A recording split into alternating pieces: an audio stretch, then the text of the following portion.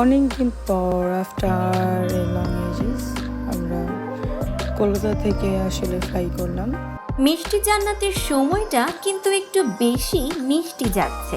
মিষ্টি মিষ্টি প্রেমের গুঞ্জনে বেশ ভালোই বাতাস লেগেছে।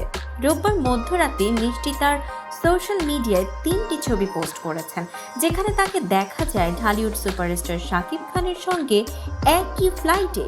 ছবির ক্যাপশন ছিল আরও চমকপ্রদ। তিনি ক্যাপশনে লিখেছেন লাভ লাভ, সঙ্গে লাল হার্ট ইমোজি।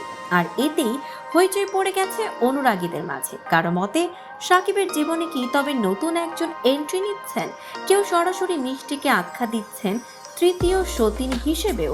অনেকেই বলছেন অপু বিশ্বাস ও শবনম বুবলির পর এবার মিষ্টি জান্নাত কি তবে সাকিবের জীবনে নতুন অধ্যায়ের সূচনা করছেন? উল্লেখ্য, 2023 সালের শেষ দিকে শাকিব খানের তৃতীয় বিয়ে নিয়ে গুঞ্জন উঠেছিল মিডিয়া পাড়ায়। শোনা গিয়েছিল পরিবার থেকে শাকিবের জন্য একজন শিক্ষিত চিকিৎসক পাত্রীর খোঁজ চলছে। আর সেই সময় থেকেই সন্দেহের চোখ মিষ্টির দিকে, কারণ ঢালিউডে সক্রিয় অভিনয় শিল্পীদের মধ্যে তিনিই একমাত্র পেশাদার ডাক্তার।